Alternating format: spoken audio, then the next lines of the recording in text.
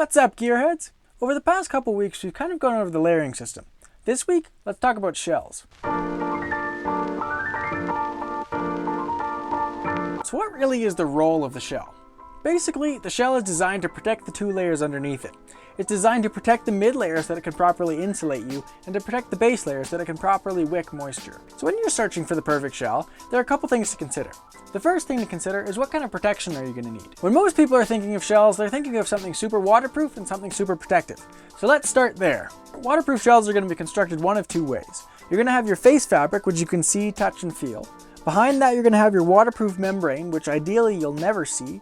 And then backing that up, you're going to either have a proper backer, which would make it a 3-layer waterproofing, or a half layer, which feels almost like a silicone coating on the inside. 2.5-layer waterproofs, for the most part, are going to be more cost effective and also super light and packable. One thing you'll often sacrifice if you get into the lighter, more breathable waterproof shells is a little bit of windproofness. As you can imagine, if air can move out nicely, air can also move in.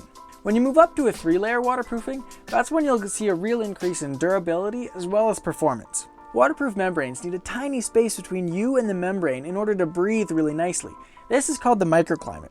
A 3-layer waterproofing can kind of create that naturally, even if you're not wearing a full-on base layer. Another thing to consider when you're looking at shells is, are you necessarily going to need all the protection? If you're only going somewhere windy, you might be better off looking at a wind shell and not having to carry all the extra weight of an actual waterproof membrane. One thing to keep in mind with garments that are super windproof is if air can't come in, air probably can't go out. Most wind shells aren't super breathable.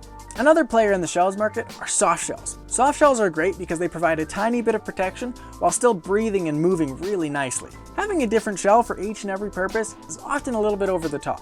That's why when people are looking at shells, they'll mostly look for one to kind of do it all. That's why Gore-Tex is such a big name in shells.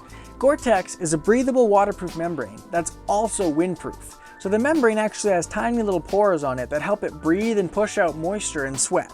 At the same time, it also stays super windproof. Most Gore-Tex has a 0.1 CF rating, which means that virtually no wind can actually pass through the garment. So the last thing to consider when you're out looking for your shell is what kind of durability you're going to need. As you can imagine, it's your protection for everything, and so it needs to be durable enough for the activity that you're doing, but you don't want it to be too heavy and too burly if you're doing something not that demanding. The last thing you need to make sure that you know is how to properly care for your shell. We did a video on this a couple weeks ago.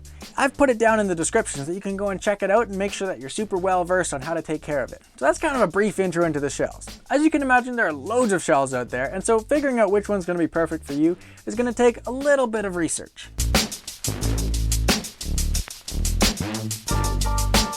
And that kind of concludes our layering system. We've gone over the base layer, the mid layer, the shell, and now it's really up to you guys.